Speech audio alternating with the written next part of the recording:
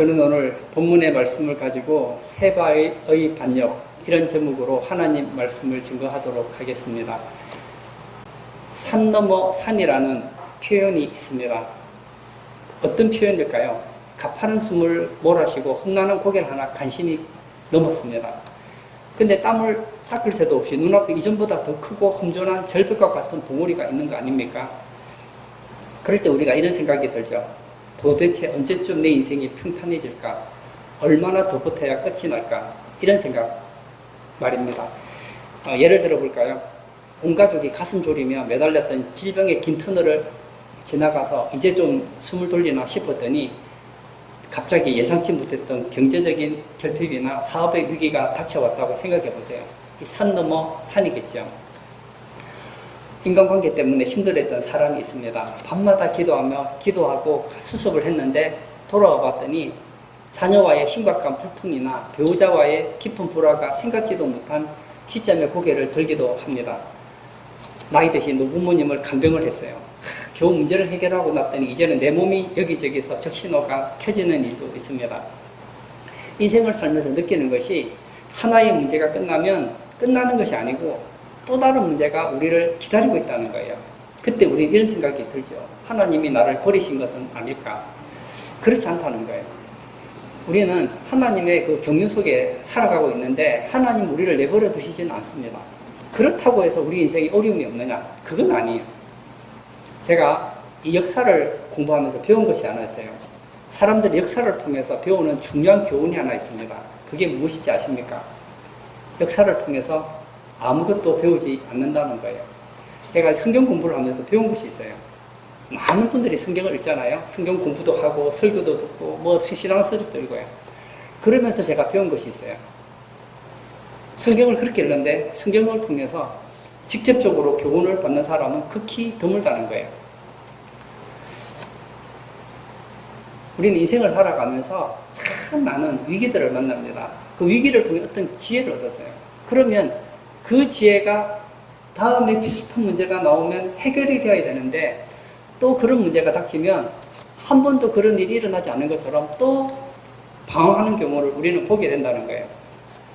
제가 운동하는 걸 참 싫어하는 사람이에요. 보기에서도 운동을 못하게 생겼잖아요. 제가 운동을 참 못합니다. 운동을 또 싫어해요. 그런데 운동을 안 해도 괜찮았어요. 그래서 어느 날 30대 후반에 인대가 나간 거예요. 손목에 인대가 문제가 생겼어요. 근데 이게 몸이 운동을 안 하다 보니까 이 근육이 다 빠져 있으니까 문제가 생기니까 하나가 있는 게 아니고 연쇄 반응을 일으키는 거예요. 오른손에는 인대가 나갔고 허리에는 요통이 왔어요. 제가 아침에 일어나려고 하는데 일어나지지가 않는 거예요. 저는 허리가 아프다는 게 뭔지를 모르고 살았는데 너무 아픈 거예요.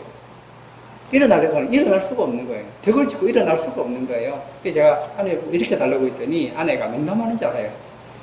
농담이 아니에요. 너무 아픈 거예요. 제 인생을 살면서 그렇게 아파봤던 기억이 없어요.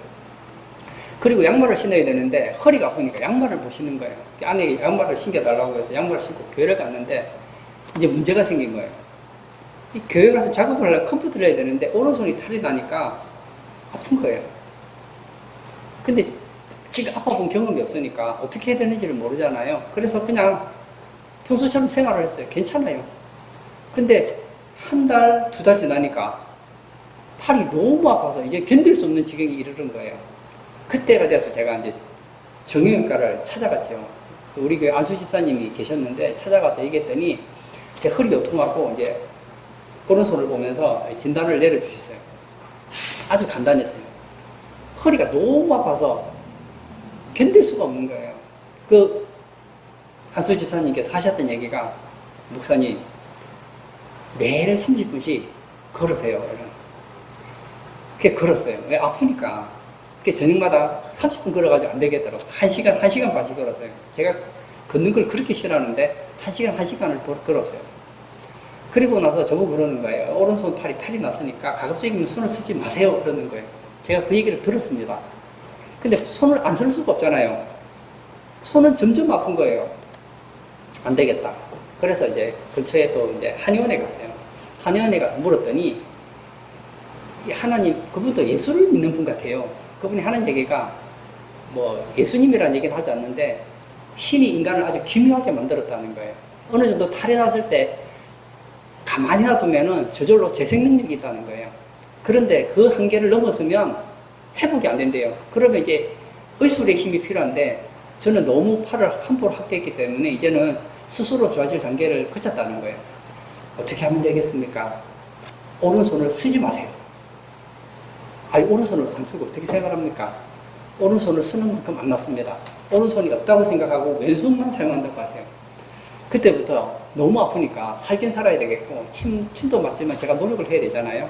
그 다음부터 제 안에 날 거예요. 세수를 하는데 왼손으로만 세수를 했어요. 전부 왼손으로. 양말도 왼손으로 신고 그리고 컴퓨터를 해야 되는데 그때 제가 알았어요. 왼손만으로도 쓸 수 있구나. 오른손가락 하나 왼손가락으로 이렇게 컴퓨터를 쳤어요. 그렇게 하니까 좋아지는 거예요. 허리도 점점 안 아파지는 거예요. 그러니까 어떻게 될까요? 다시 또 양손을 또 쓰고 있는 거예요. 다시 안 걷고 있는 거예요. 조금 좋아졌는데 한 몇 달 지나니까 또 아픈 거예요. 다시 또 한의원을 갔어요. 한의사님이 그러시는 거예요. 오른손을 쓰지 마세요. 그 안수집사님이 그러시는 거예요. 그러세요. 그리고 나서 다시 조심했더니 또 좋아지는 거예요. 그리고 또 시간이 지났어요. 이제 정상이 됐어요. 그리고 아무렇지도 않은 것처럼 또 운동하지 않고 관리 안 했더니 또 탈이 나는 거예요. 제가 무슨 얘기 하는지 아시겠죠? 제가 이론이 없는 게 아니에요. 지식이 있습니다. 지식이 있음에도 불구하고 위기를 극복하고 나면 다시 그때로 돌아가는 거예요. 지금은 어떻느냐? 비가 오나 눈이 오나 그렇습니다. 저는 비가 오면 집안에서라도 걸어요. 하루에 제가 보통 10,000보에서 15,000보를 걷거든요. 그 걷는 이유는 딱 한 가지입니다. 10수년 동안 고통당하면서 제가 배운 것이 있어요. 운동하지 않으면 아프다. 이걸 제가 몸으로 배운 거예요. 여러분, 오늘 본문에 보면 다윗이 인생의 큰 위기를 넘기게 됩니다. 여러 번의 위기를 넘겼는데 그 중에 하나가 아들의 반란이었습니다. 그의 아들 압살롬이 반란을 일으켜서 도망 신세를 가졌잖아요. 그리고 이제 돌아오게 되었습니다. 돌아오게 될 때에 하나님을 의지하고 와야 되는데 다윗이 꾀를 내는 거예요. 열지파가, 북이스라엘의 열지파가 다윗을 먼저 모시고 이제 예루살렘으로 항공하려고 하는데 다윗이 생각할 때 지금 쿠데타를 일으켰던 지파가 바로 유다 지파였거든요. 그래서 유다 지파의 마음을 얻기 위해서 유다 지파의 사람들에게 편지를 보냅니다. 그리고 유다 지파로 하여금 다윗으로 하여금 앞장서서 예루살렘으로 항공하게 합니다. 여기서 문제가 생기죠. 오늘 본문 1절과 2절을 볼까요? 마침 거기에 불량배 하나가 있으니 그의 이름은 세바인데 베냐민 사람 비그리의 아들이었더라. 그가 나팔을 불며 이르되 우리는 다윗과 나눌 분깃이 없으며 이새의 아들에게서 받을 유산이 우리에게 없도다.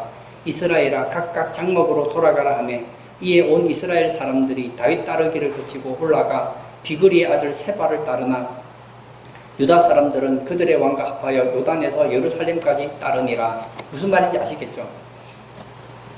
다윗이 가만히 있었으면 이스라엘 12지파가 다윗을 모시고 그 대표들이 요단에서 예루살렘까지 인도했을 거예요. 그런데 다윗이 꾀를 낸 거예요.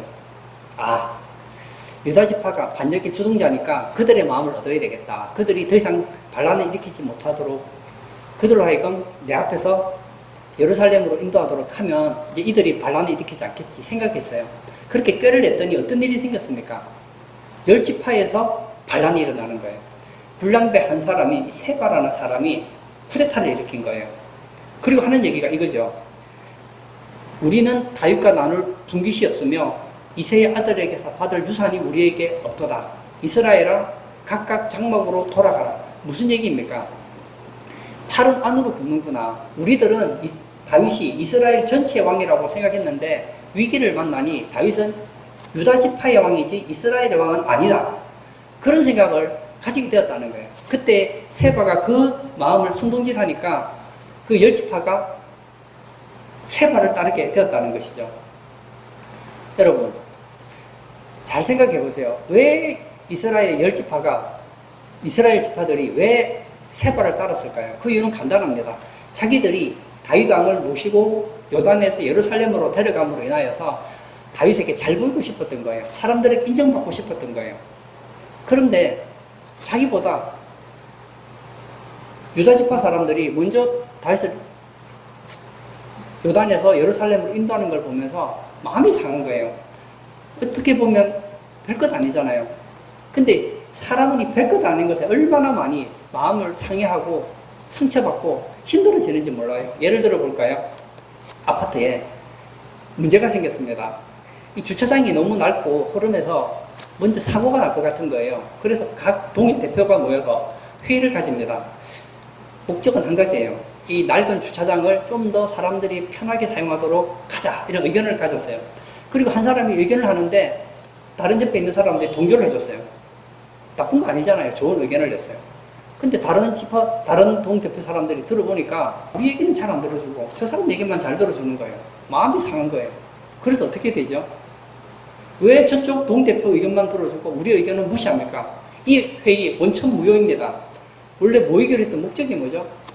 낡은 아파트에 낡은 주차장을 살기 좋게 넓히는 게 목적이었는데 그 목적은 잃어버리고 사사로운 이권 때문에 문제가 생겼다는 것이죠.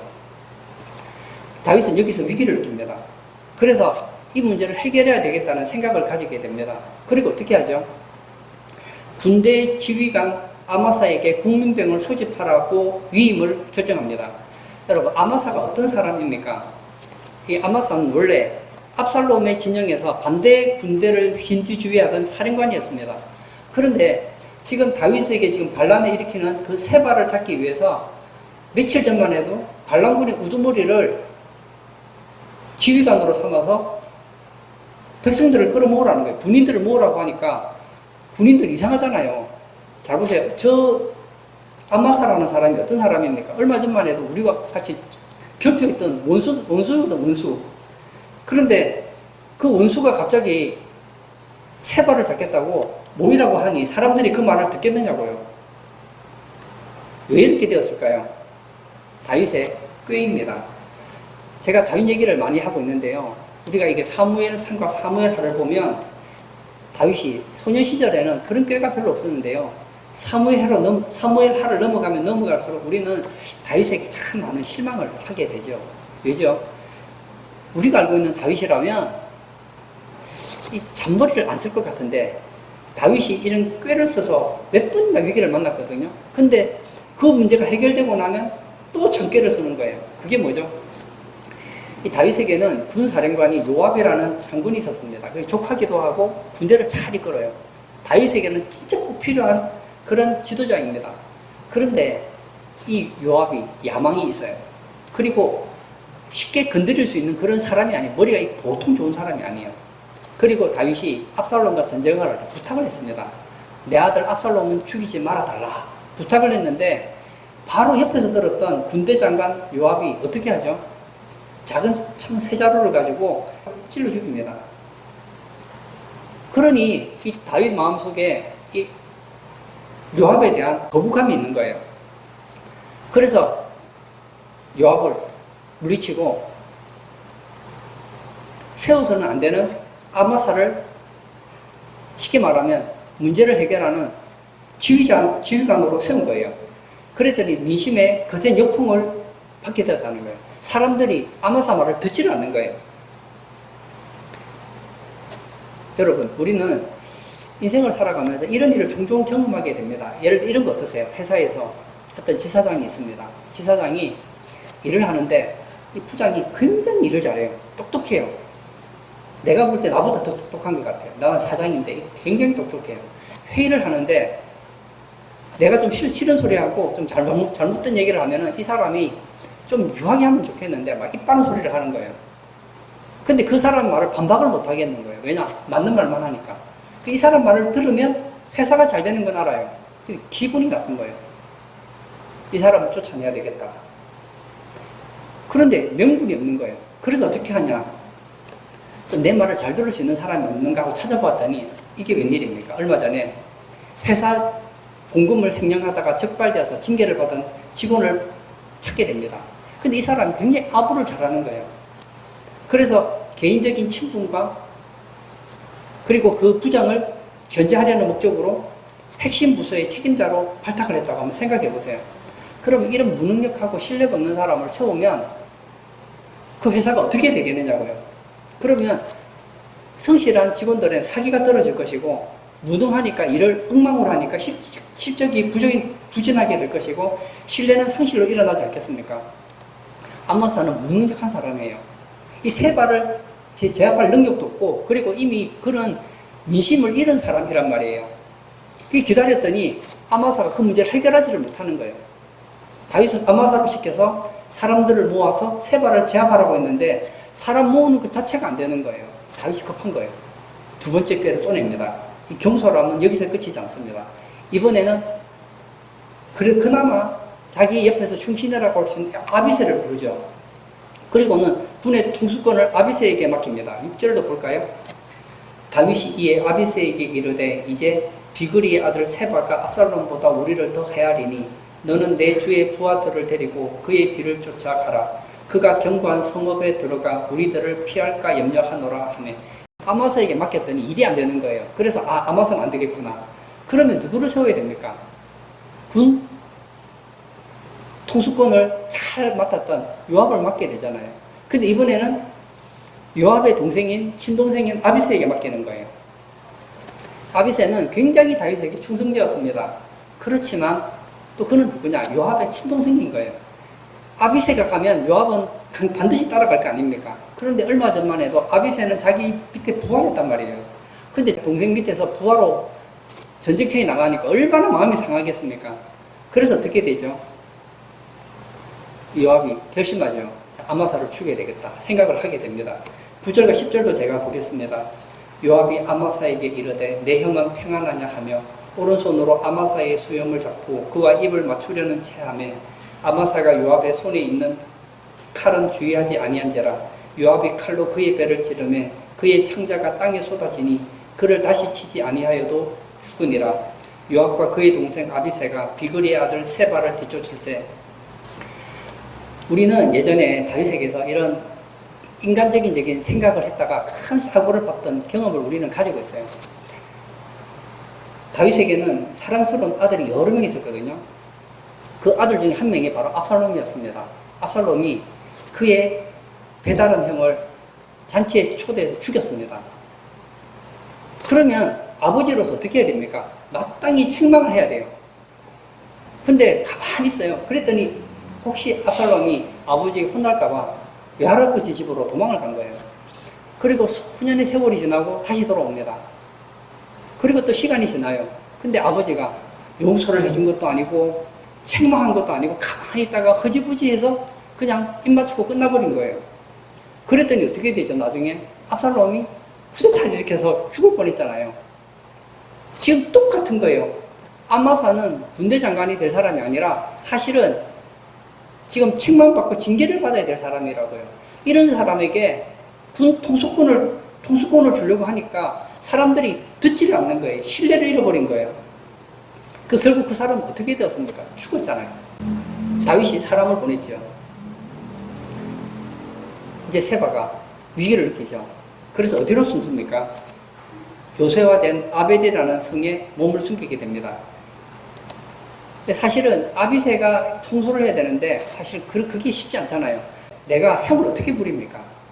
실제로는 내가 군 통수권자지만 실제로는 형에게 그렇게 할 수는 없잖아요. 결국은 요압이 다시 비합법적으로 군대 장관 역할을 하게 되는 거예요. 그리고 이제 요압이 꾀를 낸 것이죠. 어떻게 하냐? 아벨 성벽 밑에 있는 거대한 토성을 쌓고 성 자체를 완전히 쑥대밭으로 만들어서 함락시키려고 했습니다. 성 안에 살고 있는 대부분의 민간인은 이유를 모르는 거예요. 갑자기 자기 성이 무너지게 된 거예요. 왜 요압의 정예부대가 무자비하게 자기 보금자리를 무너뜨리려고 하는지도 모르고 몰살당한 위기에 몰려 있었습니다. 그때 역사의 무대에 한 인물이 등장하게 됩니다. 16절 볼까요? 그 성읍에서 지혜로운 여인 한 사람이 외쳐 이르되 들을지어다 청하건대 너희는 요압에게 이르기를 이리로 가까이 오라 내가 네게 말하려 하노라 한다 하라. 이 아벨에 있는 사람들이 모두 두려움과 절망에 사로잡혀 침묵하고 있습니다. 이러다가 우리가 죽겠구나. 이 성이 무너졌어요. 그리고 나면 그 사람들이 치면 죽을 거 아닙니까? 근데 이 여자는 총칼을 들지 않았습니다. 오직 지혜로운 회담으로서 이 문제를 해결하게 됩니다. 첫 번째는 군대의 수장인 요압을 불러냅니다. 그리고 묻죠. 당신이 어찌하여 이스라엘의 평화로운 모성의 성읍을 멸망시키려고 합니까? 얘기를 들었어요. 들었더니 그 성벽을 무너뜨리려고 하는 것이 아니라 세바 한 사람을 잡으러 왔다는 걸 알게 돼요. 그래서 세바 한 사람만 넘겨주면 전쟁을 끝내겠느냐 물었더니 그렇게 하겠다는 거예요. 명확하고 논리적인 확답을 받아냅니다. 그리고 곧장 성읍의 장로들과 백성들에게 달려가서 요압과의 합의 내용을 전달하고 설득합니다. 생각해보니까 세바 한 사람 때문에 우리가 다 죽게 생긴 거예요. 우리의 안전한 토성인 성벽이 무너지게 된 거예요. 그래서 어떻게 합니까? 세바의 목을 베어서 성박 요압의 발 앞에 던짐으로써 성읍 전체를 파멸의 직전에서 건지게 되었다는 것이죠. 저는 이 한 사람의 지혜가 얼마나 큰지 모릅니다. 성경은 오직 이름 없는 지혜로운 여인 한 사람 이렇게 얘기하고 있어요. 교회도 마찬가지입니다. 교회에도 참 지혜로운 사람들이 많은 것 같아요. 근데 이 여자가 누군지 여러분 아십니까? 모르잖아요.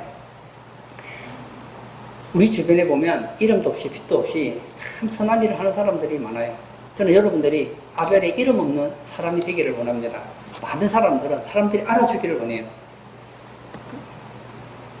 근데 몰라줘도 괜찮아요. 사실은 몰라주는 게 더 좋아요. 왜냐하면 사람들에게 인정을 많이 받는다는 것은 참 기분 좋은 일이지만 하늘에 가면 받을 상이 별로 없습니다. 사실은요, 사람들에게 인정을 안 받는 게 좋아요. 사람들이 인정 안 받고 헌신하는 게 좋고 그 지혜를 펴내지 않고 지혜를 드러내는 게 굉장히 좋다는 거예요. 저는 오늘 이 본문을 보면서 한 사람이 생각이 났습니다. 제2차 세계대전이 막바지로 치닫던 1944년 헝가리 부다페스트에 파견되었던 스웨덴의 외교관 라울 발렐베리의 실화를 제가 하나 얘기해 드리고 싶어요. 이 독일이 나치가 패망하기 직전에 유대인 수만 명을 강제 수용소로 입송하여서 학살하려고 했습니다. 근데 이 발렌베리라는 사람은 군인이었어요. 물리적인 무력도 없습니다. 근데 외교관의 신분을 활용해서 지혜를 발휘했습니다. 그래서 스웨덴에서는 효력이 없는 임의의 보호요건을 만든 거예요. 보호요건을 10만 장을 만들어가지고 그 유대인들에게 나눠준 거예요. 사실 가짜거든요. 아무 힘이 없어요. 그리고는 나치 장교들을 향해서 전쟁 후에 너희들은 전쟁에서 반드시 지게 될 것이다. 지금 스웨덴의 정부에서 보호요건을 준 그 사람들을 만약에 죽이게 되면 전범 재판을 받게 될 것이다. 그리고 여러분 알죠? 독일 사람들이 신앙이 없는 게 아니에요. 이 히틀러에게 속아서 그렇지요. 독일은 기본적으로 이 기독교 정신이 들어가 있는 나라라 말입니다. 그래서 신앙적인 양심을 내세우면서 설득하고 경고를 했습니다. 그래서 이 한 사람 때문에 유대인들이 몇 명이 사느냐? 10만 명 가까운 유대인들이 한 명도 죽지 않고 생명을 건질 수 있었습니다. 어떻게 가능했을까요? 이 한 사람의 지혜 때문이죠. 저는 오늘 말씀을 하면서 여러분들에게 좀 나누고 싶은 이야기가 여러 가지가 있었는데요. 그 중에 하나는 여러분의 인생에 어려움이 생길 때 이상한 일 당한 것까지 생각하지 말라는 거예요. 다윗을 보세요. 다윗만큼 믿음 좋은 사람 찾아볼 수 있습니까? 저는 별로 못 보겠더라고요. 위기를 통한 레슨을 받았어요. 받았는데도 불구하고 그 레슨을 다 잊어버리는 거예요. 다시 꾀를 내는 거예요. 남의 얘기가 아니에요. 제 얘기예요, 제 얘기. 저도 성경을 제가 얼마나 많이 봤겠어요. 성경 공부도 많이 하고 설교도 많이 했잖아요. 저도 성경에 대해서는 알만큼 안다고 생각하는데요. 근데 위기가 닥치면 제가 알고 있는 성경 지식이 어디로 이사를 가버려요. 그리고 뭐가 생각나느냐? 어떻게 하면 이 문제를 해결할까? 인간적인 방법으로 해결하려고 하다가 몇 번 실패를 했어요. 몇 번 실패를 했어요. 그리고 나서 꾀를 많이 내려놓게 되었다는 거예요. 다윗 보십시오. 다윗이 요압이 마음에 안 들어요. 제가 지난번에 설교도 했었는데요. 그의 사랑하는 아들 압살롬이 죽었어요. 너무 가슴이 아파서 막 올라가서 막 울고 있습니다. 울고 있었더니 요압 장군이 와서 뭐라고 합니까? 막 책망을 하는 거예요. 군대 장관이 막 책망을 하는 거예요. 차라리 압살롬이 살고 우리가 다 죽었으면 좋아했을 겁니다. 오늘 저녁이라도, 오늘이라도 이 백성들의 마음을 회유하지 않으면 그들이 폭동을 일으킬 겁니다. 이제는 더 이상 다윗을 따르는 사람이 한 명도 없을 것입니다. 하고 막 촌철살인의 얘기를 합니다. 들었어요. 얼마나 감사합니까? 요압 때문에 이스라엘의 분란을 막았단 말이에요. 얼마나 감사한 사람입니까? 그런데 한편으로도 듣기가 싫은 거예요. 그래서 어떻게 하죠? 예루살렘에 돌아오니까 이제 요압을 버리려고 하는 거예요. 그 결과 두 번의 또 실수를 하게 되죠. 그리고 나서 오늘 성경에 보면 결국 다윗이 군대 장관을 누구를 세우는지 아십니까? 요압을 다시 세워요. 이것이 다윗의 지혜입니다. 우리가 인생을 살면서 얼마나 많은 실수를 하는지 몰라요. 저는 다윗을 보면서 배우는 것이 하나 있습니다. 다윗은 실수를 안 하는 사람은 아니었어요. 계속 실수를 해요. 그러나 그 실수를 통해서 조금씩 교정되어가는 사람이었다는 거예요. 다윗이 바세바와 관계를 가집니다. 그 사실을 숨기기 위해서 바세바의 남편을 죽이기도 했고, 그리고 아무도 모르게 바세바를 아내로 삼기도 했습니다. 그러나 나단 선지자의 책망을 들었을 때 어떻게 합니까? 회개하잖아요. 사건마다 다윗은 또 깨어지고 무너지고 또 깨어지고 일어납니다. 저는 우리 성도님들이 그렇게 되기를 정말 간절히 바랍니다. 오늘 이 세바 사건을 통해서 한번 생각해 보세요. 지금 다윗이 다시 하나님의 은혜 가운데서 예루살렘으로 복귀했습니다. 그러면 된 거 아니에요. 그런데 이스라엘 지파 마음속에는 섭섭함이 있는 거예요. 왜 우리를 인정해 주지 않을까? 이 섭섭함이 있으면요, 여러분이 제2의 세바를 따르는 사람이 된다는 거예요. 저는 여러분들이 세바를 따르는 사람이 되지 말기를 바랍니다. 따르시려면 아벨성의 여인을 따르시기를 바랍니다. 아벨성의 여인은 어땠습니까? 근데 이름도 없어요. 사람들이 알아주지도 않아요.